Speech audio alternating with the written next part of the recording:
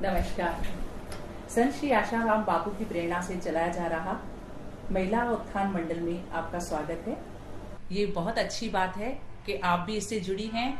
आप एक अच्छी गायनेकोलॉजिस्ट हैं। मैडम, आज जो जलता हुआ मसला है कि आप देखते हैं कि लड़कों के रेशियो में लड़कियों की संख्या बहुत कम है। 1000 लड़कों पे 934 ही लड़कियां हैं। तो आपको नहीं लगता कि इसकी वजह जो है वो घर परीक्षण और गर्भपात है? हाँ, वैसे मैं उसका आंसर दूँ तो मुझे हाँ में देना पड़ेगा। वैसे हम लोग एबॉर्शन की बात करें ना, तो पहले एबॉर्शन लीगल नहीं था। और उस समय में ऐसा होता था कि जब भी मजबूरन कोई भी गर्भपात कराते थे तो वो लोग चोरी छुपी थी कराते थे। कोई भी अट्टम शट्टम दवाई यूज़ कर लेते थे और उसकी वजह से सेप्टिक एबॉर्शन के चांसेस बहुत बढ़ जाते थे। वो कंडीशन में सरकार ने गर्भपात को मान्यता दी थी और जब से ये लीगलाइजेशन हुआ तब से धीरे धीरे करके गर्भपात का मतलब ये लीगलाइजेशन का दुरुपयोग होता चला गया, लिबरलाइजेशन होता गया।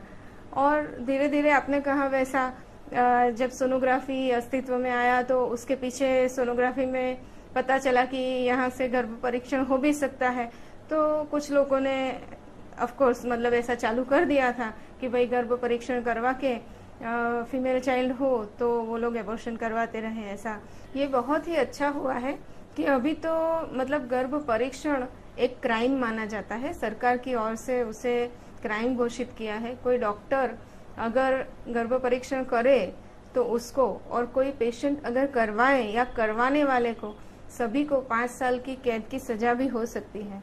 एक्चुअली मैं संत श्री आसाराम बापू की शिष्या हूँ और मेरे गुरुजी ने मेरे से गर्भपात सालों पहले बंद करवा दिया था। मेरे गुरु ने मुझे समझाया कि ये योग्य नहीं है। तो खैर मैं ये सब जो बीच में चला गर्भ परीक्षण और गर्भपात, उसमें से मैं खुद भी बच गई। और अभी तो ये कायदा आया, उसमें भी मुझे बहुत ऐसा लगता है कि मेरे गुरुजी का संकल्प काम कर गया। वो बहुत बोल रहे थे कि ऐसा नहीं होना चाहिए। बापू की हमेशा ये प्रेरणा रही है कि कैसे भी करके औरतें डेवलप्ड हों, आगे बढ़ें, हर काम में आगे आएं।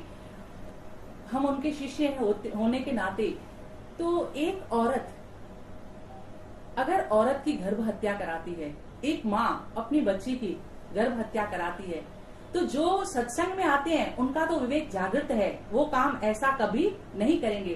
पर जो लोग आध्यात्मिक वे में जुड़े हुए नहीं हैं, उसमें से कितने % लोग हैं जो ऐसे गर्भ हत्या कराते हैं?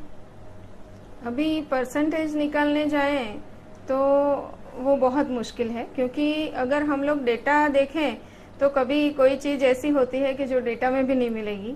ऐसा भी कभी होता है कि घर के लोगों का बर्डन रहता है कि नहीं भाई हमें बेबी नहीं चाहिए या लड़की नहीं चाहिए। पर इस मामले में मुझे तो ऐसा ही लगता है, आपने जैसा बोला कि औरत होके ऐसा सोचना, मोस्ट प्रोबेबली मैंने ऐसा देखा है कि सास ही ऐसा सोचती है कि भाई मुझे पोता चाहिए, या फिर बहू खुद भी सोचती है कि मुझे बेटा चाहिए। तो वो एक गलत रवैया है और जो हमें बदलना ही है। और उसमें मतलब मेरे गुरुजी का संकल्प जुड़ा है, वो मैं बार बार बोलूंगी। पर फिर भी सरकार भी जुड़ गई है और एक औरत को अभी जागने का समय आ गया है कि वो अपने गर्भ का अपना जो गर्भ है वो कचरे के डिब्बे में जाने के लिए